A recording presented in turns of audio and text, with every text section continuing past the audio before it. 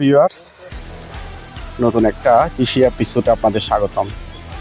এই মুহূর্তে মানবাড়িটোলা দক্ষিণ বিলে, এই বিলের মধ্যে অনেক সুন্দরভাবে দেখেন আপনারা এই ভেন্ডি আবাদ করতেছে। সুদিন মানে সামনে যে সিজন আসতেছে, গরমের সিজন আসতেছে, ওই সিজনে ভেন্ডিগুলো বাজারজাত করা যাবে।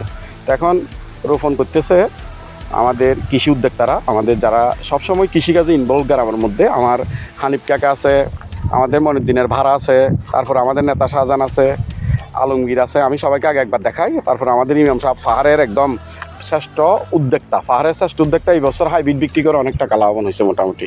তো এরা সবাই একদম সুচারুভাবে সুন্দর করে ভেন্ডি আবাদ করতেছে দেখেন। তো সর্বপ্রথম আমার ফেসবুক পেজে সবাইকে স্বাগতম জানাই। আমি এই মতো আমাদের বিলে চলে আসছি।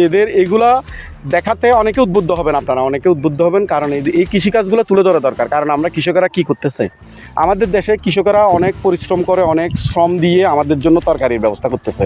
তো এই কৃষককে আমরা যদি না দেখি, এই কৃষককে যদি আমরা তুলে না ধরি, যেগুলা আমরা আমাদের তরকারির চাহিদা নিশ্চিত করতেছে, তাদেরকে অবশ্যই তুলে ধরতে হবে। তো তাদেরকে তুলে ধরার জন্য মাঠে প্রান্তরে পথে ঘাটে আমার এই ভিডিও ব্লগ। তো এই মুহূর্তে আমাদের আলমগীর বলবে কি রোপণ করতেছে, কারণ আমি বললে এটা এত সুন্দর হবে না, কারণ আমাদের আলমগীর বাস্তবে রোপণ করতেছে। এই ক্ষেত্রে আলমগীর এদিকে দেখো, এই ক্ষেত্রে কি ক্ষেত তুই রোপণ করতেছ? ভেন্ডি। আচ্ছা, এটা কি ভেন্ডি? হাইব্রিড ভেন্ডি? হাইব্রিড ভেন্ডি। আচ্ছা, এখানে এই ভেন্ডিটা কখন আসবে? এটা হুদিন মানে এই কোন মাসে বলতে পারবে? মার্চ মাসের দিকে নাকি ফেব্রুয়ারির দিকে? ফেব্রুয়ারিতে আসবে। আচ্ছা, যাও। তো এখন রোপণ করতেছ? হ্যাঁ। তো এই ভেন্ডিটা মূলত হচ্ছে যে হাইব্রিড জাতীয় ভেন্ডি। এটা কত শতক জমির মধ্যে রোপণ করতেছ? এটা 5 গন্না বাই এই 20 শতক না, 40 শতক জমির মধ্যে। আচ্ছা, যাও, বিশাল একটা জমিতে কৃষি আবাদ করতেছে, তাও ভেন্ডি। আমাদের এই তরিতরকারির মধ্যে অন্যতম একটা তরকারি, যেটা আমাদের সবারই প্রিয়, ভেন্ডি ভাজি। এই ভেন্ডিটা আবাদ করতেছে দেখেন অনেক সুন্দরভাবে, লাইনভাবে। তো ধন্যবাদ আলমগীরকে। এই মুহূর্তে আমাদের এই আমাদের কাকা আছে, আমার কাকা হানিফ কাকা আছে। কাকা, আপনি কি জন্য এগুলা গোছি মারতেছেন, একটু বলেন কি জন্য মারতেছেন? ভেন্ডি ভেন্ডি রুইতেছেন? হ্যাঁ। তো ভেন্ডিটা আসবে কখন? মাস 2 মাসে আসবো। মাস 2 মাসের মধ্যে চলে আসবে হাইব্রিড ভেন্ডি। হ্যাঁ। আচ্ছা আচ্ছা, ধন্যবাদ কাকা আপনাকে। এই মতো আমাদের একদম কেন্দ্রীয় নেতা শাহজাহান আছে। শাহজাহান, আপনারা দেখেন, শাহজাহান নেতা আছে। শাহজাহান নেতা আমার কাকা হয়। তো যদিও একটু ছোটোবেলা থেকে একটু দুষ্টামিগিরি হিসেবে একদম সরাসরি জিজ্ঞাসা করে ফেলতেছি, এই ভেন্ডি ক্ষেতটা আপনারা 5 জনে করতেছেন, এটা কার ক্ষেত একটু আগে প্রথমে উল্লেখ করেন। তারপর হচ্ছে যে এটা এই লাইনভাবে সারিবদ্ধভাবে সুন্দরভাবে আবাদ করতেছেন, এটা কখন আসবে একটু বলবেন? হ্যাঁ, এটা ধরেন যে 2 থেকে 3 মাস সময় লাগবে। 2 থেকে 3 মাস সময় লাগবে। জি জি জি জি। আলমগীরের মাধ্যমে আলমগীরে করতেছে একটা। জি জি এখানে জি। এখন সারেরও দাম বেশি। জি। আচ্ছা, আমাদেরকে তো সারেরও একটু যদি রেট কমলে জি ভালো হতো। যে সার হসপিটাল রেট কমলে একটু ভালো হতো। হ্যাঁ। আচ্ছা, যাও, কৃষি আবাদ ভালোভাবে করা যেত, একটু লাভ করা যেত, বেশি জমিন করা যেত এই খরচ দিয়ে। জি জি। এগুলো তো আমার জন্য পারা যাচ্ছে না। আচ্ছা, আপনি এই বছর কি ক্ষেত করছেন? আপনি তো কৃষি কাজ করে চলেন, কি ক্ষেত করছেন? ফায়ার করছিলাম। জি।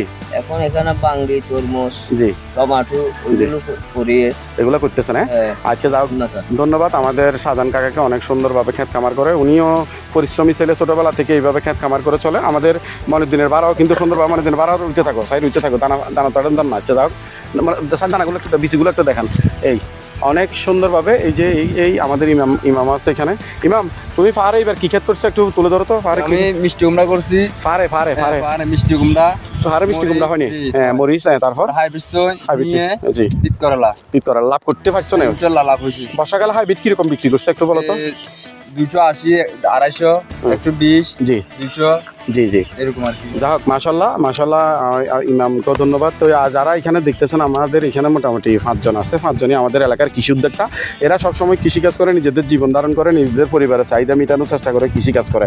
তো একটু সার হসপিটাল যেগুলো আনুষঙ্গিক জিনিস আছে, কৃষকেরা যে কাজগুলা করলে, ওষুধপত্র দিয়ে একটু দাম কমলে, কৃষকের জন্য একটু বুদ্ধিকে দিলে কৃষিকাজে আরও অগ্রসর হবে, আমাদের দেশ আরও উন্নত হবে। এতে যারা কৃষিকাজ করে তারা একটু লাভবান হলে এই কাজে তাদের আগ্রহ বাড়বে। তো আমাদের প্রত্যেকের আবদার দেখতেছি আমি এই প্রত্যেকের আবদার মোটামুটি সার কীটনাশক এগুলোর দাম বেশির কারণে লাভ করতে পারে না।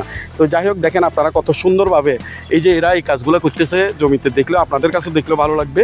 কারণ এই কাজগুলোকে তুলে ধরা, প্রত্যেক কন্টেন্টে বলি এই কাজগুলোকে তুলে ধরার মানে হচ্ছে যে অন্যকে উদ্বুদ্ধ করা।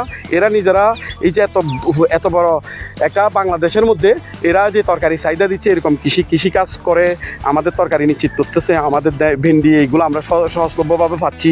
এই যে তরকারি না, এগুলো উৎপাদন না করলে আমরা কিন্তু টাকা দিয়ে কিনতে পারতাম না, 100 তরকারি পেতাম না আমরা যদি এরা যদি উৎপাদন না করতো। তো আমি আমাদের কৃষি উদ্যোক্তা যে 5 জন আছে সবাইকে ধন্যবাদ জানাই, ধন্যবাদ জ্ঞাপন করতেছি। কারণ এদের মাধ্যমে আমরা এই তরকারিগুলো পাই, এত পরিশ্রম করে এগুলো খেতে আবাদ করে বিধা আমরা এগুলো পাই। তো যাই হোক, আমি একটা